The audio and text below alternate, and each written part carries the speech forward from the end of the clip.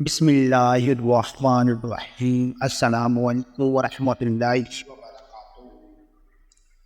میں نے عائشہ کو پہلی بار اپنی کزن کی شادی میں دیکھا تھا۔ وہ آزاد کشمیر کی رہنے والی تھی اور میری کزن کی یونی فیلو بھی تھی۔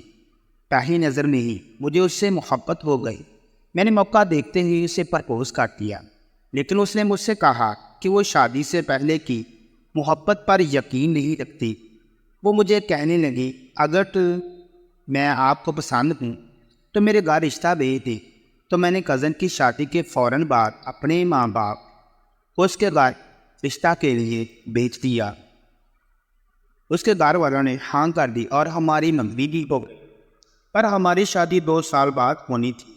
عائشہ لاہور کی ایک یونیورسٹی سے ماسٹر کر رہی تھی اور وہ ہاسٹل میں رہتی تھی۔ میں نے اسے کافی دفعہ بولا، میں تم سے ملنے آنا چاہتا ہوں، مگر وہ صاف انکار کر دیتی تھی۔ وہ مجھے کہتی تھی شادی سے پہلے ملنا جائز نہیں ہے۔ وہ اپنی ایسی باتوں کی وجہ سے مجھے اور بھی اچھی لگنے لگی تھی۔ اسے اپنی اور اپنے گھر والوں کی عزت کا بہت خیال تھا، اور میری چھٹی بھی ختم ہونے والی تھی۔ مجھے واپس فرانس آنا تھا، تو میں نے عائشہ سے یہ خواہش دوبارہ ظاہر کی کہ میں آپ سے ملنا چاہتا ہوں۔ اس نے کہا ٹھیک ہے، میں ایئرپورٹ پر آپ سے ملنے آ جاؤں گی، اور میں ایئرپورٹ پر 4 گھنٹے پہلے ہی پہنچ گیا۔ میں نے وہاں پہنچ کر عائشہ کو کال کی تو اس نے مجھ سے کہا کہ میں تھوڑی دیر میں آتی ہوں۔ 2 گھنٹے کے مسلسل انتظار کے بعد جب میں نے عائشہ کو دوبارہ کال کی تو اس نے میرا نمبر مسروف کر دیا۔ 1 گھنٹے تک وہ میرا نمبر بار بار مسروف کرتی رہی۔ پھر وہ میری کال اٹینڈ کرنے کے بعد مجھ سے کہنے لگی، میں نہیں آ سکتی، آپ چلے جاؤ۔ اس سے پہلے میں اسے کچھ اور کہتا، اس نے کال بند کر۔ جب میں نے دوبارہ کال کی تو اس کا نمبر بند جانے لگا۔ مجھے کچھ سمجھ نہیں آ رہا تھا کہ آخر وہ ایسا کیوں کر رہی ہے۔ اتنے میں میری فلائٹ کا وقت ہو گیا اور میں اسے بغیر ملے فرانس واپس چلا گیا۔ یہاں آ کر میں نے اسے کال کی تو اس کا نمبر بند جا رہا تھا۔ میں اس کے بعد ٹھیک کال کرنے ہی والا تھا کہ مجھے میرے گھر سے کال آ گئی۔ مجھے میری امی نے بتایا کہ عائشہ کے گھر والے ہمارے گھر آ کر رشتہ توڑ گئے ہیں، اور میرے پاؤں تلے زمین نکل گئی۔ امی نے مزید مجھے بتایا کہ عائشہ کے گھر والے بھی کہہ رہے تھے کہ رشتہ ہماری بیٹی کو منظور نہیں، اس لیے ہم یہ رشتہ یہی ختم کرتے ہیں۔ میں نے امی کی کال بند کی اور عائشہ کے گھر کال کی تو ان کا نمبر بھی بند جا رہا تھا۔ جب کافی کوششوں کے بعد بھی میرا رابطہ عائشہ اور اس کے گھر والوں سے نہیں ہوا تو پھر میں چھٹی لے کر پاکستان واپس آ گیا۔ میں پاکستان پہنچتے ہی عائشہ کے گھر آزاد کشمیر چلا گیا۔ وہاں جا کر مجھے عائشہ کے گھر والوں نے بتایا کہ عائشہ لاہور سے گھر واپس آئی تھی، تب اس نے کہا اسے تم سے شادی نہیں کرنی۔ ہم نے اس سے وجہ بھی پوچھی تھی، مگر اس نے کہا کہ میں زہر کھا کر مر جاؤں پر شادی نہیں کروں، اس لیے ہم نے آپ لوگوں کے ساتھ رشتہ توڑ دیا۔ اس کے بعد وہ 2 دن گھر رہی اور پھر واپس لاہور چلی گئی، مگر پھر ہمیں پتہ چلا کہ وہ لاہور پہنچی ہی نہیں۔ ہم نے ان سے بہت ڈھونڈا مگر اس کا کچھ پتہ نہیں، اور میں یہ سن کر اور تکلیف میں چلا گیا، کیونکہ میرے اندر اور بہت سارے سوال پیدا ہو چکے تھے کہ آخر وہ اس دن ایئرپورٹ پر کیوں نہیں آئی، اور اس نے مجھ سے منگنی کیوں توڑی، کہ اچانک کہاں گم ہو گئی۔ میں اپنی انہی سوالوں کے جواب ڈھونڈنے کے لیے اپنی کزن کے پاس لاہور آ گیا، جو اس کی گہری دوست ہوا کرتی تھی اور عائشہ کی یونیورسٹی فیلو بھی رہ چکی تھی۔ میری کزن نے مجھے بتایا کہ عائشہ یونیورسٹی میں ایک لڑکے سے بہت پیار کرتی تھی، مگر وہ لڑکا عائشہ کے ساتھ مخلص نہیں تھا۔ میں نے یہ بات عائشہ کو سمجھائی تھی کہ وہ لڑکا تم سے پیار نہیں کرتا، مگر وہ اس بات کو سمجھنے تک اپنا سب کچھ گنوا دیتی تھی۔ پریگننٹ ہونے کا سن کر اس لڑکے نے عائشہ کو چھوڑ دیا۔ عائشہ نے اس لڑکے کی بہت منتیں کی، مگر اس لڑکے نے عائشہ کی ایک نہ سنی۔ عائشہ بہت عرصے تک ڈپریشن میں رہی، اور پھر میری شادی پر اسے تم مل۔ عائشہ خوش نہیں تھی، وہ خود کو کسی منت کے پابند نہیں سمجھتی تھی۔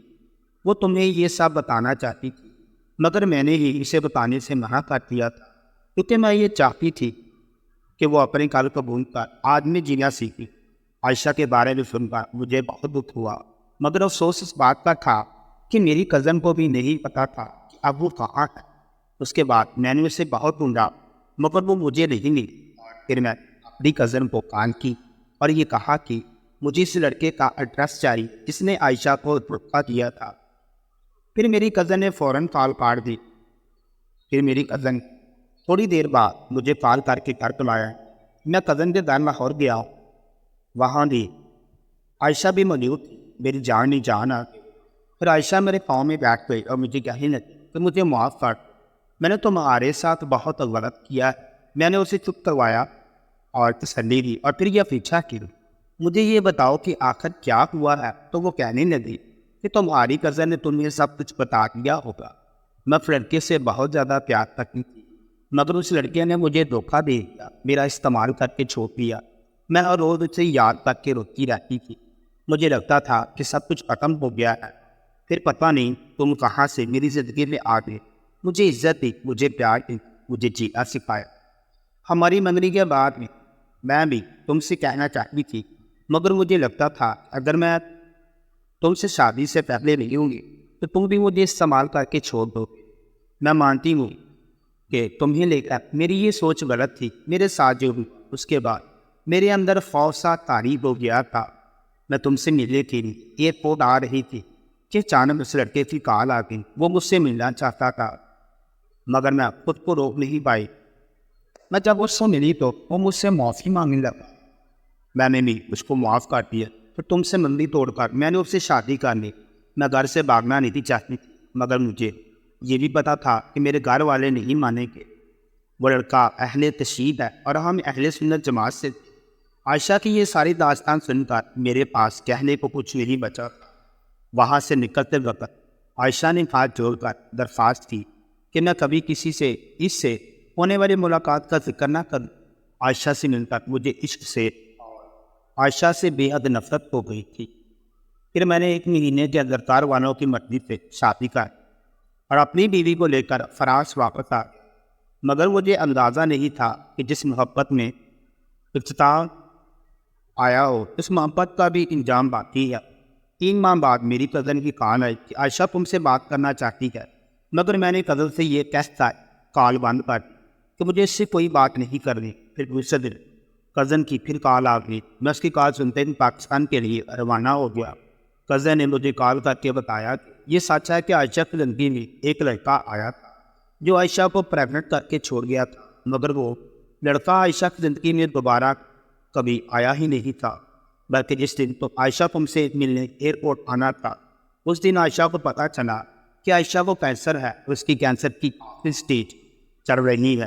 اس دن میں عائشہ کے ساتھ ہی وہ بہت روئی تھی، مگر اپنے لیے نہیں تمہارے لیے، کیونکہ وہ جانتی تھی کہ تم اس کی موت کا صدمہ برداشت نہیں کر پاؤ گی۔ عائشہ کو کینسر ابورشن ٹھیک نہ ہونے کی وجہ سے ہوا تھا۔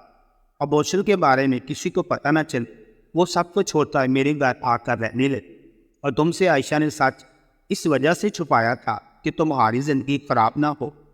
وہ اس بات پر بہت روئی کہ تم اسے آخرت میں بھی نہیں مل سکو گے، کیونکہ وہ خود کو دوزخ کا حقدار سمجھتی ہے۔ میری کزن نے مجھے یہ بتایا کہ میں تمہیں یہ سب بتانا چاہتی تھی، مگر اس نے کہا تھا کہ جس دن تم نے کسی کو کچھ بتایا اسی دن میں تمہارا گھر چھوڑ کر چلی جاؤں گی۔ لیکن اب وہ ہسپتال میں اپنی زندگی کی آخری سانس لے رہی ہے۔ شاید اب اس کی گھر واپس آنے کی امید بھی ختم ہو گئی، اس لیے میں نے آج سب کو سچ بتایا۔ تم کو اس لیے بتا رہی کہ وہ تمہارا نام بار بار لے رہی، ہو سکے تو اس کے جانے سے پہلے اس سے آ کر ایک بار مل لو۔ اسی لیے میں فوراً پاکستان کے لیے نکل پڑا تھا، مگر افسوس میں اس کا آخری دیدار نہیں کر سکا کیونکہ میرے پہنچنے سے پہلے ہی اسے دفنا دیا گیا۔